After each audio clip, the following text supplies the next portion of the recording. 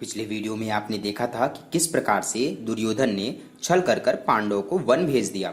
अब आगे की कथा। पांडवों को वन में जाने के बाद राजा धृतराष्ट्र पुत्रों के द्वारा किए गए अन्यायपूर्वक कार्य को देखकर बहुत दुखी हो गए थे और उन्हें थोड़े क्षण भर के लिए भी शांति नहीं मिल रही थी। किसी भी प्रकार दुख कम न होने पर दूत भेजकर विदुर जी को अपने पास बुलाते हैं और जब विदुर जी आते हैं तो उनसे पांडवों के वन जाने के बारे में पूछते हैं। विदुर जी धृतराष्ट्र की बात सुनकर दुख के साथ कहते हैं कि आपके पुत्रों ने पांडवों के साथ अन्याय करके उनके राज्य को छीन लिया है और उन्हें 12 वर्ष के लिए वनवास दिया है। यह सब जानकर राज्य की प्रजा बहुत दुखी हो रही है और आपको धिक्कार रही है और कह रही है कि कौरवों ने लोभवश पांडवों को देश से निकाला है। हम उनके बिना अनाथ हो गए हैं। इस अन्याय से कौरवों के साथ हमारी कोई सहानुभूति नहीं रही। पांडवों के वन में जाने के साथ ही आकाश में बिना मेघ के बिजली चमक रही है। बिना अमावस्या के ही सूर्य ग्रहण लग गया है। नगर की दाहिनी ओर उल्कापात हो रहा है। इस प्रकार विदुर जी धृतराष्ट्र को सब कुछ बता रहे थे कि तभी नारद जी ऋषियों के साथ वहां पर अचानक आ जाते हैं और धृतराष्ट्र से कहते हैं कि दुर्योधन के अपराध की वजह से आज से 14वें वर्ष भीमसेन और अर्जुन के हाथों कुरुवंश का विनाश हो जाएगा। नारद जी यह बात धृतराष्ट्र को बताकर वहां से चले जाते हैं।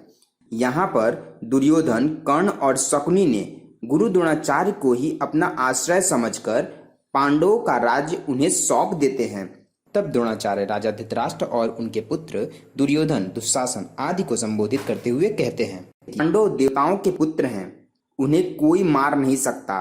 फिर भी धृतराष्ट्र के पुत्रों ने मेरी शरण ली है। मैं शरणागत का त्याग नहीं कर सकता। मेरी इच्छा न होने पर भी मुझे यह काम करना पड़ेगा। मैं अपनी शक्तियों के अनुसार कौरवों की पूरी सहायता करूंगा। और कहते हैं कि कौरव पांडवों को वन में भेजने से तुम्हारा काम पूरा नहीं हो गया। तुम्हें अपनी भलाई के बारे में शीघ्र ही कुछ करना चाहिए। तुम्हारा राज्य स्थिर नहीं है। तुम बड़े बड़े यज्ञ करके यहाँ ब्राह्मणों को दान करके जो भी सुख भोगना चाहते हो भोग लो, किंतु 14वें वर्ष तुम्हें बहुत कष्ट भोगना होगा।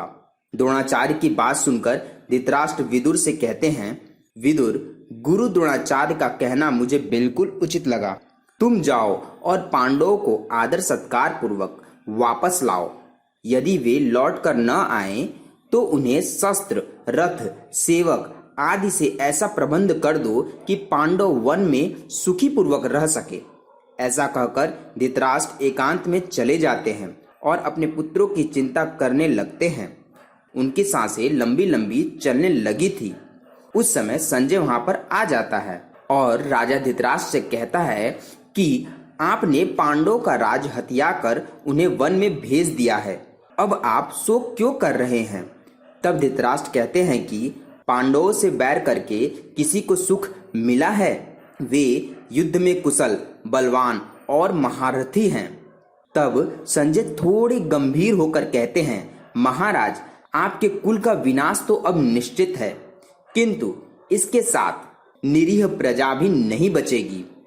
पितामह भीष्म, द्रोणाचार्य और विदुर जी ने आपके पुत्र दुर्योधन को बहुत रोका, फिर भी दुर्योधन ने इनकी बातों को अस्वीकार करके पांडव पत्नी द्रौपदी का भरी सभा में अपमान किया।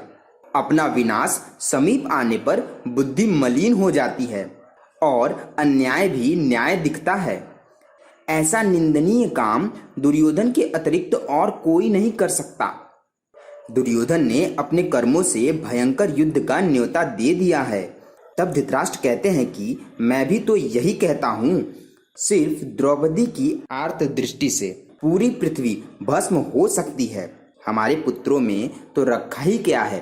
द्रौपदी का अपमान देखकर सभी स्त्रियां गांधारी के पास आकर करुण कंदन करने लगी थी। ब्राह्मण भी हमारे विरोधी हो गए हैं। द्रौपदी का यह अपमान पांडव, यदुवंशी और पांचाल कभी सहन नहीं करेगा। विदुर जी ने भी इस अनर्थ को रोकने के लिए बहुत प्रयत्न किया था, लेकिन मैंने ही पुत्र मोह में विदुर की बात को नहीं माना। यह सब कहकर धृतराष्ट्र बहुत ही शोक में डूब जाते हैं। आज की कथा में इतना ही। दोस्तों, यहाँ पर सभा पर्व समाप्त होता है। इसके आगे वन पर्व प्रारंभ होता है। तो दोस्तों, आपको हमारा वीडियो कैसा लग रहा है, आप हमें अवश्य बताएं। धन्यवाद।